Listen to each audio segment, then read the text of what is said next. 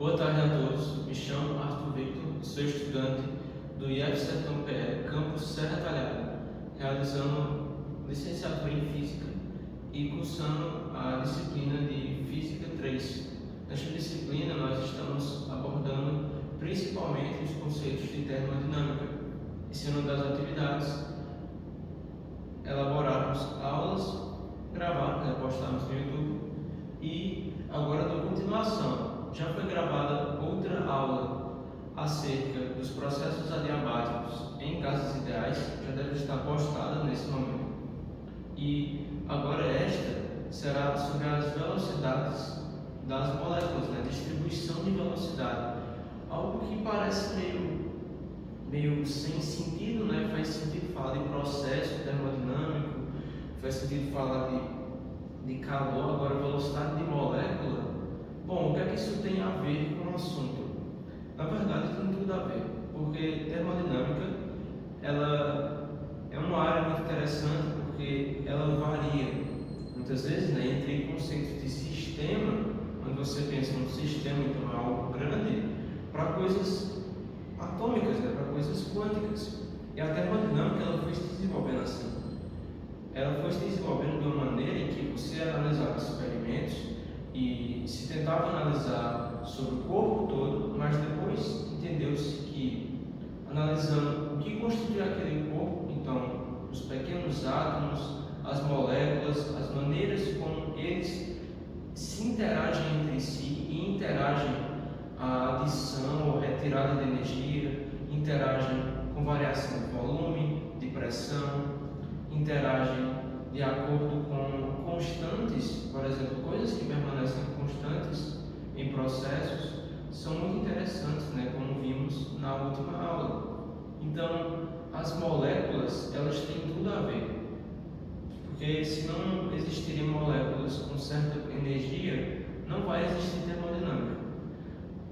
Existe um limiar entre o que é termodinâmica, que estamos estudando, uma termodinâmica mais clássica, com a mecânica analítica. A mecânica analítica, eu não sei falar muito bem sobre, mas ela trata justamente de distribuições, ela trata justamente de termodinâmica e de eventos estatísticos. Mecânica analítica e mecânica estatística, talvez eu esteja confundindo um ao outro, mas enfim, ela é utilizada ela é utilizada em principalmente física quântica, e nós vemos muito disso em situações como essa que irei explicar mais adiante. Sobre as distribuições de velocidades. Em determinado momento, qual é o número relativo de moléculas que possuem alguma característica, como a energia? Em determinado momento, eu acabei repetindo. Enfim, isso aqui é importante saber porque, principalmente nos elétrons, em química, nós aprendemos que para certos níveis de energia, certos níveis de excitação, os elétrons eles emitem certas frequências, eles reagem de certa maneira. Do mesmo modo são as moléculas. A questão é que aqui não são efeitos totalmente quânticos, como os níveis de energia e tal. A gente não vai abordar exatamente isso agora. E por que isso é importante saber? Porque alguns estados termodinâmicos eles nos fornecem informações que são úteis, mas não nos dizem nada sobre, por exemplo, a energia com aquele número de moléculas, com aquelas características. Isso seria muito interessante saber. E a partir disso, nós desenvolvemos um conceito chamado função de distribuição, que você considera densidade numérica. Então, é uma densidade mais adimensional, uma densidade de quantos por cento poderia se dizer, de modo que NVE, DE, é o número de moléculas por unidade de volume, com a energia entre E e E mais DE.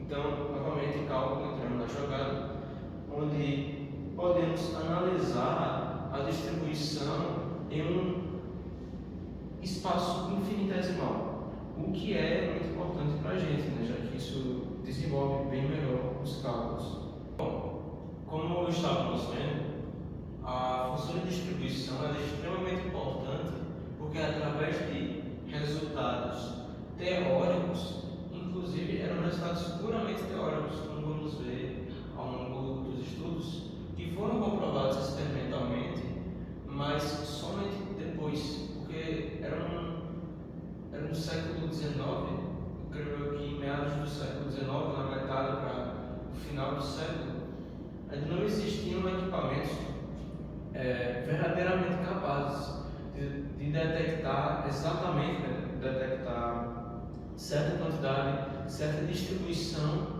de moléculas para aqueles níveis de energia, assim como certas velocidades de moléculas, como veremos posteriormente.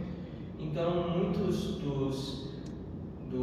desses que estudavam mecânica e estatística estavam fazendo puramente no conceito teórico.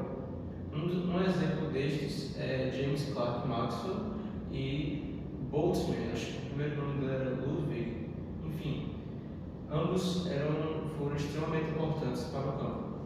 E partindo agora, nós vemos que a função de distribuição ela é considerada densidade numérica e que a partir de NV, E, DE, nós temos um número de moléculas por unidade de volume com energia entre E e E mais DE. Então não é exatamente aquela energia, mas sim uma faixa, por menor que seja. A partir de outros estudos, Boltzmann derivou uma lei de distribuição, em que ele diz que o número de energia, o número de moléculas com determinada energia por unidade de volume é igual a N0 E elevado a menos a energia sobre KBT. Então, ele conseguiu condensar o número de moléculas por unidade de volume, relacionando energia, relacionando temperatura, onde, só dizendo aqui, né, N0 vai ser tal que N0BE é igual a NV, entre E igual a 0 e EDE. Então, só para falar menos matematicamente, N0 é o número mínimo de moléculas. Ele não é zero, porque ele está entre a energia nula, né, e energia igual a DE, que poderíamos dizer como uma energia fundamental, né, daquele sistema. Então, nós temos N0 é elevado a menos a energia sobre KBT. E isso é interessante porque vemos que se a componente T, ou seja, se a temperatura for diminuindo, como isso aqui é um expoente negativo, né, então no caso eu estaria dividindo. Então cada vez mais o número de moléculas ele iria diminuir e diminuir. Se a energia fica muito baixa, se a energia da temperatura, né, ficar muito baixa, existe um ponto em que simplesmente as moléculas deixariam de existir, né? Deixariam de funcionar naquele momento. Mas isso não foi suficiente, né? Isso não foi suficiente para descrever precisamente o que ocorre num estado, principalmente num gás, né? Estamos sempre analisando gases. Inclusive, esses estudos, a maior parte valem para sólidos e líquidos. Se não me engano, a função de distribuição de velocidade ela vale também para sólidos e líquidos, mas existem algumas diferenças, né? Enfim, mas isso não foi suficiente. Eles precisavam escrever de modo mais preciso, de modo mais pontual, de modo mais contínuo, na verdade, acerca de um estado, a partir de um estado de energia a partir de suas moléculas. E aqui que entra a função de distribuição das velocidades, né, da velocidade de Maxwell e Boltzmann, que foram aqueles dois cientistas físicos que eu citei. A fórmula era bem grande, né? NV igual a 4πn vezes m0 sobre 2π kBt elevado a 3 meios, né? De v quadrado e elevado a, no caso aqui, a energia cinética, né? Percebam, menos m0 v quadrado sobre 2. No caso aqui, o menos ele já veio da outra equação, né? De distribuição. Se nós virmos somente esse pedaço aqui, mv quadrado sobre 2, que é a energia cinética das moléculas. Ainda sobre kBt, sobre kB e T. Então, aqui nós temos a presença de uma energia, da temperatura, da velocidade de cada molécula. E isso tudo aqui é interessante porque é uma grande constante. 4π e 2π são constantes, n vai ser o número total de moléculas daquele sistema, m0 a massa de uma molécula de gás, acho que agora dá para ver, a massa de uma molécula de gás, kB é a constante de Boltzmann, que determinou, T é a temperatura absoluta. Então, para demonstrar, provar essa equação, inclusive até no próprio Gilbert, ele recomenda: utilize livros de termodinâmica mais avançados para você demonstrar e provar essas equações. Porque, como eu havia citado, estamos no limiar entre termodinâmica, entre estudos clássicos de termodinâmica e mecânica e estatística, que fundamenta a física quântica, um dos fundamentos, né? Então, por isso mesmo que as coisas vão começar a se complicar mais, e mesmo que se compliquem, elas permanecem relativamente simples, porque se pararmos para pensar, o movimento das moléculas é extremamente caótico. Seria impossível de você simular exatamente, nem que seja um número simples, por exemplo, um número de Avogadro de moléculas. É gigantesco, da ordem de 10 a 24, se não me engano, moléculas. E isso de um gás só, né? Imagine com as propriedades de cada gás. Então, na verdade, mesmo sendo complicado, existe uma simplicidade muito bonita e muito interessante nesses aspectos, que se pode descrever com precisão muito alta, já que boa parte dos estudos são probabilísticos, né? Como disse, mecânica e estatística, mas que descrevem com uma taxa de acerto muito alta, assim como a função que Gauss chegou, né? Distribuição, em que me perdeu, mas agora não me lembro o nome direito, mas que para eventos com maiores e maiores quantidades, né, de ocorrências, mesmo em eventos da natureza, se comporta como uma curva gaussiana. São essas coisas que tornam eventos completamente caóticos em ordem, em eventos que podem ser compreendidos. Enfim, deixando de lado essa pequena reflexão, se N é o número total de moléculas, o número de moléculas com velocidades entre, novamente, uma faixa, né? A gente não está se tratando de velocidade única, entre V e V mais dV, dN igual a NV dV. Então, o que é que nós teríamos aqui, né? Por exemplo, se eu tenho uma molécula numa faixa entre 400 e 401 metros por segundo, eu teria um número total de moléculas em que eu substituiria aqui na fórmula, né, com os valores que eu já tenho dado, que já são me dados, e integraria, né, porque aqui seria dN, dV. Então tem que integrar. No entanto, normalmente não se avalia, quer dizer, depende dos casos, né? Mas no modo como estamos avaliando entre 400 e 401, o dV seria justamente essa diferença, né? De 1 metro por segundo. Então não afetaria muita coisa nos nossos cálculos. Mas enfim, o que é interessante também, que não sei se a câmera está pegando corretamente, mas podemos construir uma curva em que, a partir dessa equação, nós criamos um eixo y de NV, um eixo x e v. Então, aqui é uma curva de distribuição das velocidades nas moléculas em um gás.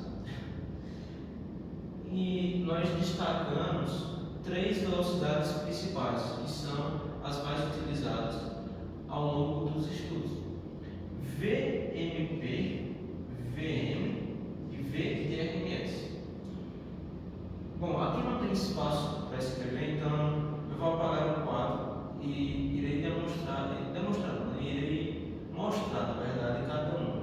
Mas já adiantando, VMP é a velocidade mais provável, VDM é a velocidade média e VDRMS é a velocidade da raiz quadrática média. Enfim, eu posso estar enganado no nome dessa, mas esta já foi até analisada em tópicos anteriores, se não me engano, 7.2 do Dewey, que já deixei até no outro vídeo, né? A edição, a nona edição do volume 2, né? O Serroé e Dewey. E nós já vimos analisado essa velocidade, mas no livro ele dá essa informação, parece que está meio solta, não faz muito sentido. Ele pega a velocidade média, né, ao quadrado e tira a raiz, o que parece bem útil, né, já que você está deixando ao quadrado e está tirando a raiz. Mas existe uma explicação que nós iremos abordar futuramente, nem que seja na teoria agora ou nos exercícios, né, num dos exercícios. Agora falando especificamente daquelas velocidades específicas que estávamos tratando, né, que são 3 velocidades: velocidade mais provável, velocidade média e velocidade a raiz quadrada média da velocidade. Enfim, por que essas 3 são importantes? Vamos começar com a primeira que abordamos anteriormente, ou melhor, foi abordada no livro anteriormente: a raiz quadrada média da velocidade das moléculas. Ela foi dada por V de RMS é igual a V ao quadrado médio. Então pode parecer meio redundante você ter a raiz quadrada de um V médio, mas o V médio, lembre-se que ele era descrito como V quadrado médio é igual a V médio quadrado de x mais V médio quadrado de y mais V médio quadrado de z, já que estávamos nos tratando de gases ideais como atômicos, então eles só possuem três movimentações, né, que são as translações para cada eixo. E nós chegamos ao resultado final, que é a velocidade de RMS 3kT sobre m0, na verdade, sobre m0, e 3, que isso é igual a 3rt sobre m, no caso aí a massa molar, eu estou me referindo. Aqui eu coloquei sem querer maior com m, mas ele é a massa de uma molécula daquele gás, e não a massa molar do gás. Enfim, por que isso é importante? Porque a velocidade quadrada média ela também é definida como a soma das velocidades ao quadrado e vai de I igual a 1 até N. Então, quantas velocidades tiverem naquele sistema, a gente vai estar somando cada quadrado de cada um e vai dividir por N. N, no caso aqui, é o número total de moléculas. E isso é importante porque você obtém como que um vetor geral para o sistema que está se movendo. Você consegue analisar bem mais facilmente. Enfim, na curva do número da distribuição da velocidade das partículas, VDMP, como eu havia dito, é a velocidade mais provável e VDM é a velocidade média. Ambas velocidades não são demonstradas, por exemplo, eles não demonstram por que se chega a esse resultado e a esse resultado. E isso fica, na verdade, como exercício. Se eu não me engano, o exercício 42, 7.42 e 7.69 são os que estão relacionados a esses 2 passos. Mas o que eu acabei fazendo não foram esses, né? Porque o que eu fiz ele engloba outras situações. Também muito interessante. Enfim, vale a pena dar uma olhada se alguém tiver curiosidade. Posso até deixar aqui, né, na tela, caso queiram fazer. Mas enfim, a velocidade RMS já foi abordada e, se tratarmos numericamente, ela é 1,73 a raiz de Kb vezes a temperatura sobre a massa de uma molécula daquele gás. No caso, esse 1,73 é a aproximação da raiz de 3. Então, a velocidade de m é 8 Kb vezes a temperatura sobre π de m0. A aproximação é 1,60 de Kb vezes T sobre m0 na raiz. Enquanto que a VDMP, a menor, é a 2 Kb vezes T sobre m0. Vai ser a raiz de 2, que é 1,44 aproximadamente. E o que é que você pode obter com cada fator? Não somente o valor numérico, a relação que você tem entre cada um, mas o fato de que todas as velocidades possuem correspondência com a temperatura e com a massa da molécula. Então, se estamos falando de temperaturas mais altas, as velocidades médias serão também mais altas. Para 300 Kelvin existe um pico que vai ser diferente de um pico para 700, diferente de um pico para 1000, para 10.000. Então a velocidade das moléculas vai ficando cada vez maior. Pelas análises da mecânica na época, da termodinâmica clássica, da mecânica estatística clássica, não existia velocidade máxima, né? Então a velocidade máxima seria infinita, já que não tem nenhuma restrição. A velocidade mínima seria zero, né? Quanto mais a temperatura cai, mais ela vai, a velocidade das moléculas vai parando, não vão existindo colisões e fica estático. Até se chegasse, por exemplo, no zero absoluto, que sinceramente não sei se já é conhecido, né? Mas estamos aqui supondo. Enfim, ponto importante voltando. A velocidade das moléculas ela é diretamente proporcional à raiz, né, da temperatura, ou seja, quanto maior a temperatura, maior vai ser a velocidade. E para a massa, não faz sentido, né? Quanto menor a massa, maior a velocidade. Por isso que partículas como as do hidrogênio, as do hélio, podem escapar muito mais facilmente da atmosfera, muito mais facilmente de recipientes do que gases mais pesados. Mesmo sendo gases nobres e gases mais inertes, como o neônio, por exemplo, sei lá, o xenônio, eles são mais pesados e por isso sua velocidade é menor. E por isso que, se estamos tratando de velocidade de escape, ou seja, a velocidade suficiente para escapar da força gravitacional da Terra, não só da Terra, na verdade, do que afeta a gravidade. Se estamos tratando disso, moléculas mais leves vão ter bem mais vantagem para escapar. E quanto mais quente estiverem, quanto mais leve forem, maior será, melhor dizendo, a velocidade média de cada um. Enfim, existem outros tópicos que eu poderia abordar sobre isso, mas creio eu que o principal já foi abordado sobre a distribuição das velocidades. Se vocês tiverem dúvidas acerca de algum processo aqui que eu fiz, de alguma explicação, já que de fato está bem longe de ser perfeito, né, as explicações, se a iluminação está boa, tudo, enfim. Muito obrigado, eu esqueci de agradecer no outro vídeo, mas muito obrigado por terem visto e espero que gostem.